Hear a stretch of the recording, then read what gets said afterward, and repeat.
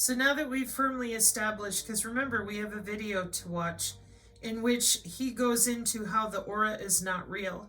And I want to make sure that those of you out there that understand that you generate energy, that they absolutely are going to want to steal. And it's not for no reason. These are jobs. That's the biggest problem that our channel has been dealing with. All the lying that you people do in order to do these secret jobs. And people, regular humans that play football, go to work, they're too busy with the world, blah, blah, blah. They're just walking around using their smartphone and they have no idea how the new healthcare systems work. Okay? They've taken your human aura, which is your human biofield, and that is what they are using with these sensor technologies. For over 30 years, they're under your skin. We can't get anybody to talk about it because every time we try, they scream religions. Well, there's no religion here. This is the University of Electrocommunications. So let's see what they have to say about bioelectromagnetic interactions.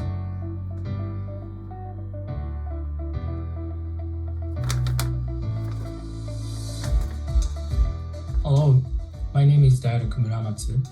I am an associate professor at the Department of Mechanical and Intelligent Systems Engineering.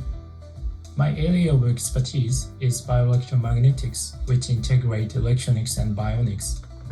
Our bodies are composed of many biological tissues, such as skin, muscle, blood, bone, and different types of organs. And these tissues and organs are electrically unique materials that interact with electromagnetic waves in a complex manner. The goal of my research is to clarify this complex interaction and utilize it for communication on digital gadgets, medical and healthcare devices, human interface, and even for food industry. In this video, I will introduce two specific applications from wireless communication and healthcare. Human body communication is one of the wireless communication technologies. Amazingly, we can use our own bodies as a signal transmission path for sending digital data. Once an electrical signal goes inside the body via electrode, the signal propagates mainly through the human body and the space around the body. This animation represents how the electric field distributes around the human body when a radio frequency signal is excited at the least. I hope you can see the electric field is distributed only around the body and propagates along the body's surface. This communication principle enables both highly secure and low-power communications. Highly secure and low-power communications. For all of you out there that screech, yell, howl, bitch, complain, whine, and lie, can you see when he propagates that signal how loud it is across the body? We measure that. We do it on purpose. Please consider that the next time you bully people into embarrassment because you would rather remain ignorant and belligerent toward other people's anatomy than admit research and development fully finished in use at places like Disney.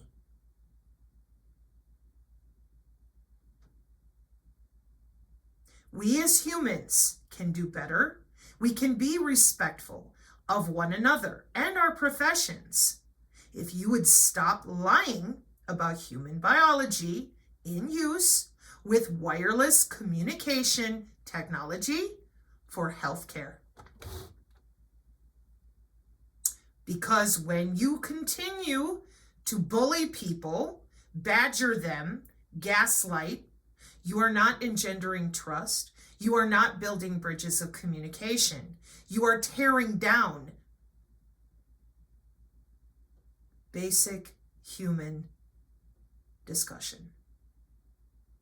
You shut people down, you scream, and no matter how many diagrams and videos we show you, you gaslight. The lack of integrity, full scale, from adult to child, from professor to student, from student to professor, from child to adult. You're destroying every opportunity of communication when you lie about human biology that we are using with wireless technology. Why does that matter? Because these jobs are ubiquitous. These jobs are the way of the future. These jobs are part of the new healthcare that we're using with agentic AI today. Not yesterday, not maybe, no, fully deployed. So we have young people that are going to college for these jobs. And it is not just the alternative media, because there's nothing in the main media. Yes, there is. If you use the right terminology, you can find it everywhere. But as I am displaying to you now, it is not the aura. It is the human biofield. We measure it because it is made of our body. Our body is electric. Our cell membranes, our heart, our muscle contractions, those are called biometrics that we measure in cyber biological security.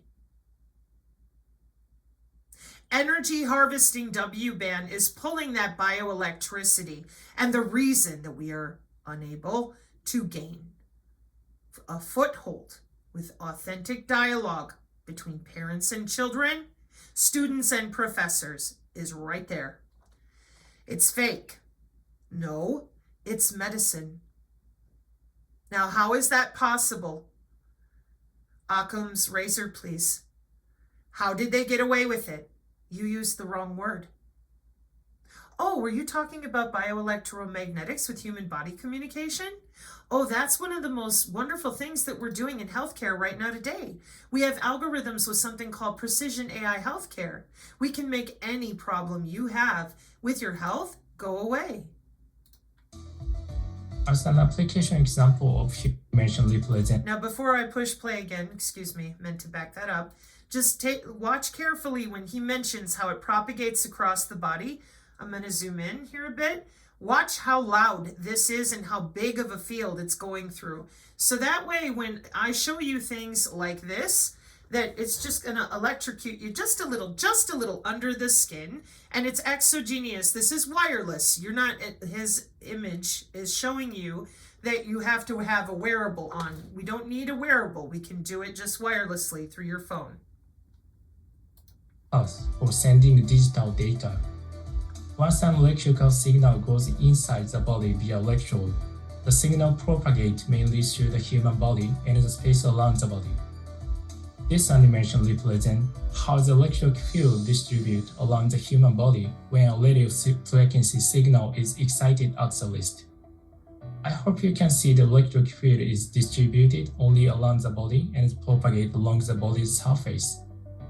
This communication principle enables both highly secure and low-power communications. As an application example of human body communication, we implemented a LED color control system. The user selects color information from an app on the smartphone. This information is sent to the transmitter and modulated to a radio frequency signal. The signal is input to the hand through the electrode and subsequently distributed as an electric field around the user's body, as I mentioned before. The receiver detects the electric field as a radio frequency signal, which is demodulated and used to control the color of LED. The interesting point is that the information is transmitted only when the user directly touches the transceiver electrode. So, human body communication can be used as an intuitive touch interface in e-money transactions such as a Suica card. In the medical healthcare field, we are working on non-invasive blood glucose monitoring. The current number of diabetic patients around the world is over 500 million, and that will reach 700 million in the next 20 years. Daily monitoring of blood glucose is vital in managing diabetes to prevent serious complications. The current monitoring method requires invasive blood sampling from a patient fingertip. However, blood sampling with needle puncture is uncomfortable, vulnerable to infection, and can be high in cost of consumables. Yep. To address such drawbacks and to improve patient quality of life, we proposed non-invasive blood glucose monitoring based on bioelectromagnetics. Our method utilizes changes in a patient bioimpedance as an indicator of blood glucose concentration. Patient put a wearable device such as a smartwatch on the list, and the device input electricity to the patient body and detect the bioimpedance from the sensing electrode on its backside. Then we estimate the blood glucose level from the patient bioimpedance. In this way, we can realize non-invasive monitoring without blood samples, infection risk, and any consumer. So they're measuring the impedance rather than sticking you with a needle. So for those of you who are on the channel, this is one of the places that I took you to repeatedly because of the people lying about the biosensors. To it, I said, please do not lie about biosensors. They are often made out of you, DNA analyte derivative, your enzymes, your body, your tissues. How are they using the glucose test strips today? When my cousin had diabetes, he had to prick his finger and put it in the biological sensor. Biological sensors are very old. They have been updated and upgraded. We have a ton of them. There is no one magic product that is going to cleanse you of your own DNA, and I hope you're not doing that anyway.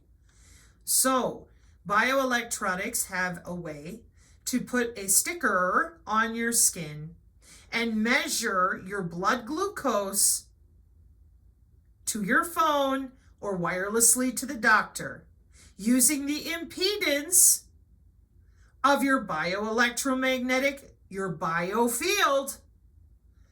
And that's an example of the application of human body communication, as well as what they were showing at the Disney Channel, what they're showing with the Huawei video.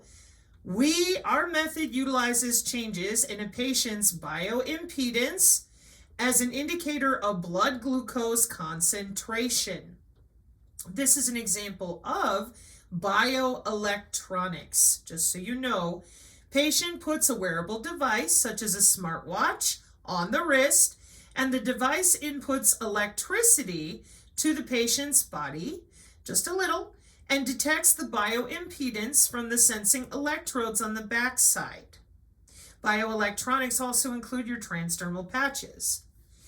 Then, we estimate the blood glucose level from the patient's bioimpedance. In this way, we can realize non-invasive monitoring without blood samples. Welcome to bioelectromagnetics. And that is the same bioelectromagnetics in healthcare, advanced sensing, and communication that we use with the W-band Omnet. And that's because the electrical engineers are very busy writing out formula for you. Magnetic resonance coupling method with your biosensors. Here's the paper that we've been going over repeatedly.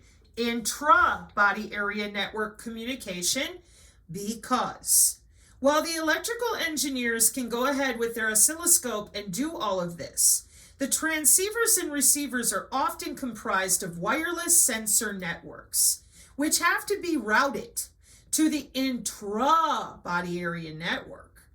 Body area networks are split into 3 types of cybersecurity.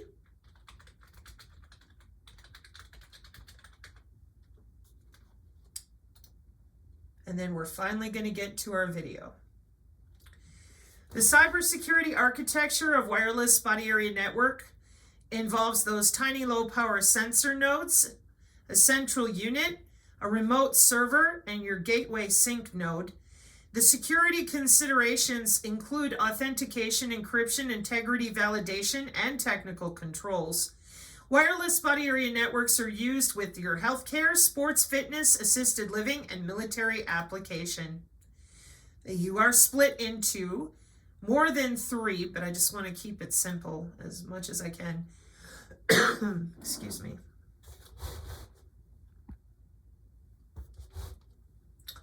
The intra-body area network communication that they started in the 90s is your layer 1 under the skin. Inter-body area network communication can be you and your Fitbit, your phone, or another band, body area network. The black box layer 3 is shown in this image because that's going to other places and spaces. Excuse me.